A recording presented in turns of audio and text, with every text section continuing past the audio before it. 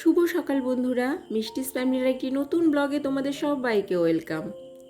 আশা করছি তোমরা সবাই ভালো আছো আর আমিও ভালোই আছি।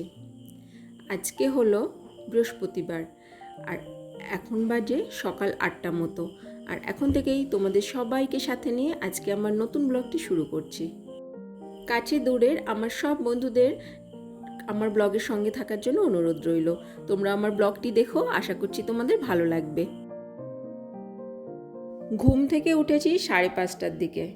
তারপরে নিজে ফ্রেশ হয়ে ছেলের টিফিন রেডি করে, ছেলেকে ঘুম থেকে তুলে খাইয়ে দাইয়ে ওকে রেডি করে ওকে স্কুলে দিয়ে তারপরে বাড়ি এসেছি 8:45টার দিকে। স্কুল থেকে ফেরার সময় 15 মিনিট রাস্তা আমি হেঁটেই আসি, আমার মর্নিং ওয়াকও করা হয়ে যায়। আর এখন বাড়ি ফিরে আস্তে আস্তে আমার সকালের যে সমস্ত কাজকর্মগুলো থাকে সেগুলোই শুরু করেছি। ছেলের যখন স্কুল শুরু হলো তখন না প্রথম এত সকালে ঘুম থেকে উঠতে, আসলে এত সকালে ঘুম থেকে ওঠা তো অভ্যাস ছিল না, সেই জন্য এত সকালে ঘুম থেকে উঠতে খুবই কষ্ট হতো। কিন্তু বলে না, মানুষের অভ্যাসের দাস, তুমি যা সওয়াবে তাই সইবে তোমার। তাই সেটাই এখন দেখো কোনো ব্যাপারই না, 5:30টায় ঘুম থেকে উঠেছি আর তারপর থেকে দেখো নন স্টপ সমস্ত কিছু করেই যাচ্ছি। আর এই যে আমার সকালটা শুরু হলো, এই ব্যস্ততা, এই যে এত বিজি মর্নিং রুটিনস আমার প্রতিদিনের, শনি আর রবি বাদে। আগে একটু কষ্ট হতো, হাঁপিয়ে যেতাম, কিন্তু এখন কাজগুলো করতে করতে অভ্যাস হয়ে গেছে, তো এখন আর অতটা কষ্ট হয় না। তোমাদের সঙ্গে কথা বলতে বলতে সমস্ত কিছু শেয়ার করতে করতে দেখো অনেক কাজ আমি করে ফেলেছি। এখন ওই বালিশের কভারগুলো একটু ভরে নেব।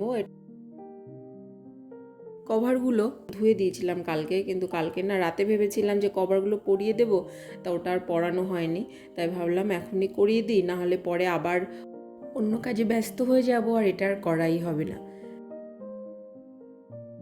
সকাল থেকে মানে যখন ঘুম থেকে উঠি আমি, তারপরে না আমার মাথায় এই প্ল্যানটাই চলতে থাকে, যে প্ল্যান করি আর কি, এই কাজের পর এই কাজটা করব, এই কাজের পর এই কাজটা করব। আর এইভাবে করতে করতে দেখি আমি সময়ের মধ্যে না সব কাজগুলো করতে পারি। আর প্ল্যান করে নিলে যে কোনো জিনিস দেখবে করতে অনেকটা সুবিধা হয়। ছেলেকে স্কুলে দিতে যাওয়ার আগে বেডরুমটা ঝাড় দিয়ে নিয়েছিলাম, কেননা বাসি ঘরে আমি ওকে কোনোদিনও স্কুলে যেতে দিই না। আর বাসি ঘরে বেরোনোও ঠিক না বাড়ি থেকে, এটা মানি। আর কিছু কিছু জিনিস না মানে আমরা যেগুলো মানি, যেগুলো আমাদের মনের মধ্যে একেবারে গেঁথে গেছে, সেগুলো যদি একটু নিয়মের এদিক ওদিক হয় দেখবে মনটা না একটু খচখচ করে।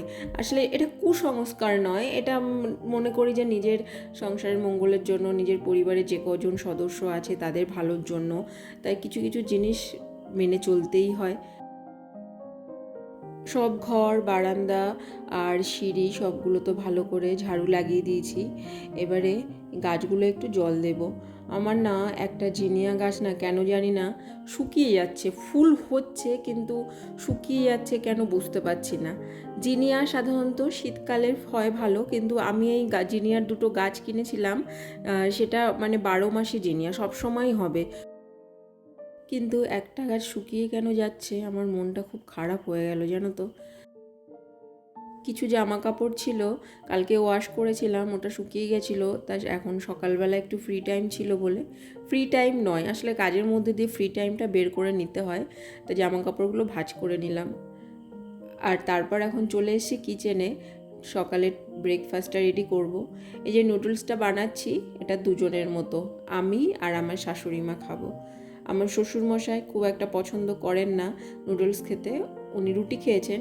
তা আমার ইচ্ছা করছিল, তা মাকে বললাম, তা একার জন্য তো করতে ইচ্ছা করে না, তাই মাকে বললাম মা তুমি একটু খাও তাহলে করব। যাক, দুজনের জন্য রেডি করে নিয়েছি, এখন এই টিফিনটা করে নেব। টিফিনটা করে ভেবেছি আগে ভাতটা বসিয়ে দেব। ভাত হতে প্রায় আধা ঘন্টা মতো সময় লাগবে, তাই ভাবলাম যে ভাতটা বসিয়ে দিয়ে উপরে চলে যাব। এই আধা ঘন্টার মধ্যে না অনেকগুলো কাজই আমি করে নিতে পারবো। ছেলের জন্য হরলিক্সটা আনা হয়েছিল, হরলিক্সের প্যাকেটটা কেটে ডিব্বার মধ্যে ভরে নিলাম। আমি না কিনলে সবসময় প্যাকেটগুলোই কিনি, তাহলে কি জানো তো একটু সস্তা হয়। আর এই ডিব্বা সমেত হরলিক্স কিনতে গেলে একটু বেশি দাম লাগে কিনতে, ওই জন্য আর ডিব্বাগুলো আর কিনি না, সবসময় প্যাকেটটাই কিনি। আমাদের মতো মধ্যবিত্ত ফ্যামিলিতে তো আমরা সবসময় এটাই চিন্তা করি যে কি করে খরচ কমানো যায়, কিভাবে দুটো পয়সা সেভ করা যায়। সেজন্য এই সমস্ত কিছু ভেবে না অনেক কিছু উপায় আমাদের অবলম্বন করতে হয়। আমি মনে করি যে যতই আমাদের সামর্থ্য থাকুক না কেন, তাও সবসময় একটু হিসাব করে একটু বাজেটের মধ্যে খরচা করাই ভালো। এখন রোজকার যে ডাস্টিংয়ের কাজগুলো আমি করে থাকি, আমার বেডরুমের ড্রেসিং টেবিল, সোফা, আলমারি সব কিছু, সেগুলো ভালো করে একটু ক্লিন করে নিলাম। আগে না করতাম কি, একদিন বাদে একদিন করতাম এগুলো ক্লিন, কিন্তু দেখতাম যে সেটা করলে যখন একটা দিন গ্যাপ দিচ্ছি না, কেমন যেন ধুলো ধুলো পড়ে যাচ্ছে ওগুলোর গায়ে। তাই এখন চেষ্টা করি যে যতই কাজে ব্যস্ততা থাকুক না কেন, এগুলো প্রতিদিন একবার করে মুছে নিতে। আসলে নোংরা বেশি না জমলে দেখবে খুব সহজে এগুলো পরিষ্কার করা যায়।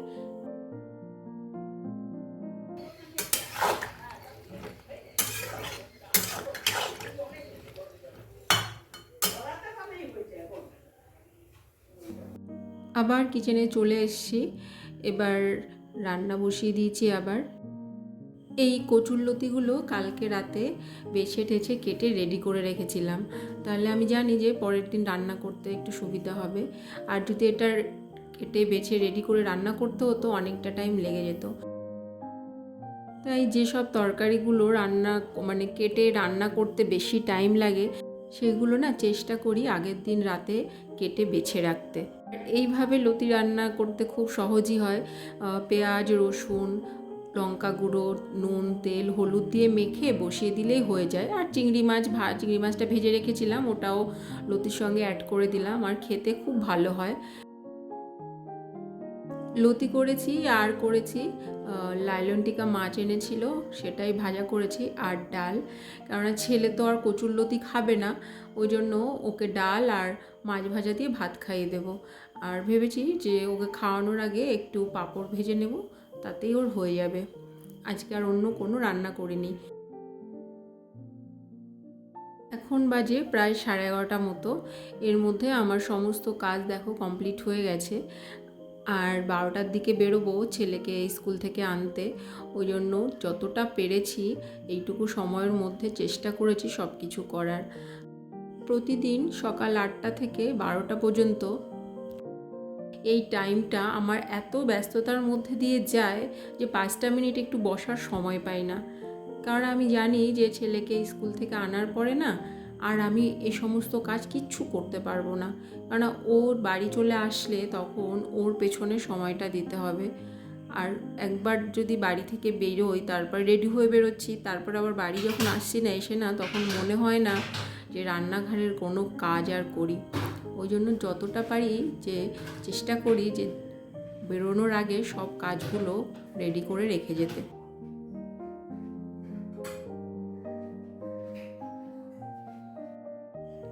বাড়ি চলে এসেছি ছেলেকে নিয়ে স্কুল থেকে। ওর ইউনিফর্মটা ঘেমে গেছে, তো তাই ভাবলাম একটু হাওয়ায় মেলে দিই। ইউনিফর্ম ওয়াশ করার পরে আজকে পরে গেছিলো, হাওয়ায় মেলে দিলে কালকে আর একদিনও এটা পরে যেতে পারবে। 2 সেট ইউনিফর্ম, তা চেষ্টা করি যে একটা ইউনিফর্ম 2 দিন করে পরাতে। আর আজকে ওর স্কুলে পিটি ছিল, তাই কেটসটাও একটু ভাবলাম যে রোদে দিয়ে দিই, তাহলে কেটসটার ভেতরে ঘামটাও শুকিয়ে যাবে। রোদটা খুব একটা বেশি নেই, কিন্তু বৃষ্টিও নেই, মোটামুটি ওয়েদারটা, তাই যেটুকু আছে হাওয়া আছে এটা অন্তত এটা শুকিয়ে যাবে। এখন একটা পেয়ারা কেটে নিলাম। আমাদের এখানে পেয়ারা না খুব বিখ্যাত, দারুণ খেতে। আর এখন তো পেয়ারার সিজন, অনেক পেয়ারা উঠছে মার্কেটে। ছেলে হাফটা খাবে, ওর জন্য একদম ছোট ছোট পিস করে একটু নুন মাখিয়ে দিলেও খেয়ে নেয়, আর আমি হাফটা খাবো। তো তারপর ছেলেকে স্নান করাবো, আর কিছু কাছাকাছিও আছে, সেগুলো সব কেচে নেব।